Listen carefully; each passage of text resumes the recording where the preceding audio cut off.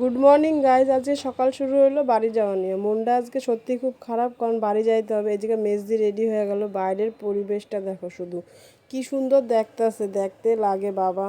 মামা বাড়ির থেকে আজকে বাড়ি যাবো, তাই মনটা একটু খারাপ। এই পুরো বাড়িটা টাটা কইটা যাইতে হবে। আর সকালে উঠে দেখলো ফুলগুলি আরও বেশি ভালো লাগতেছে।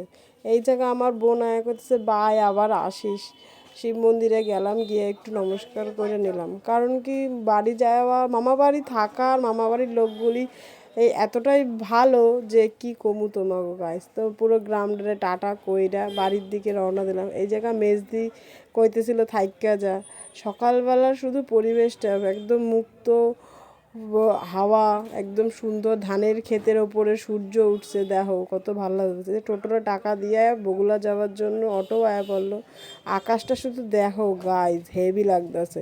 এই জায়গায় বদ্দি আগে আগে গেল গিয়া, কারণ টিকিটটা কাটতে হবে। বদ্দি লাইনেও দাঁড়ায় বসছে টিকিট কাটার জন্য। টিকিট কাটলো এই জায়গায়। সবাই টিকিট কাটার পরে আমরা স্টেশনে আইলাম। স্টেশনটা বেশি ভিড় ছিল না, কারণ সকালের দিকে তো, তাই এই যে বগুলা স্টেশন। আর এই যে আমার মেজদি আর বদ্দি ওই যে আমার পাশে। আমি এমনভাবে যাইতেছে, ও মনে হয় কি ট্রেন স্টেশনে দাঁড়ায় রয়েছে আর দৌড়াইতেছে, দেখো।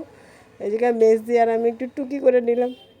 তারপরে 2 নম্বর প্ল্যাটফর্মে গেলাম, গিয়ে দাঁড়াইলাম। কি ভিড় দেখছো, ভিড়েই তো আর ভাল লাগতেছে না। এই যে আমাকে ট্রেনও আয়া পড়লো। ট্রেন আসার পর আমরা উঠেও গেলাম। তারপরে এতটা রাস্তা জ্যাম, খুব ঘুম পাইছিল, একটু ঘুমাইও নিলাম মেজদির কাঁধে রেখে। তারপরে কল্যাণী স্টেশনে নাইমা গেলাম। নাইমা এই জায়গায় আমাকে অটোও পায়ে গেছি বাড়ি যাওয়ার জন্য।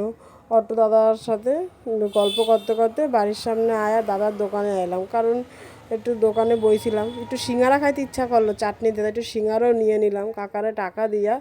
তারপরে সিঙ্গারাটা নিয়ে আমি বাড়ির দিকে আইলাম, আমার একদম বাহনডারে নিয়ে। দেখছো তো কতদিন পর বাহনডারে দেখলাম। বাড়ি এসে তো আমি অবাক, এটা কে, আমার সোনা পাপা। দুপুরবেলা একটু মিষ্টি খাইছিলাম, কারণ ওটা খাইতে ভালো লাগতেছিল না। বিকালে আবার দাদার দোকানে আইসা বয়া বয়া কী করম, কোনো কাজ নেই।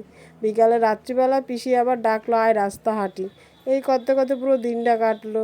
আবার কাল দেখা হচ্ছে নতুন একটা ভিডিও নিয়ে।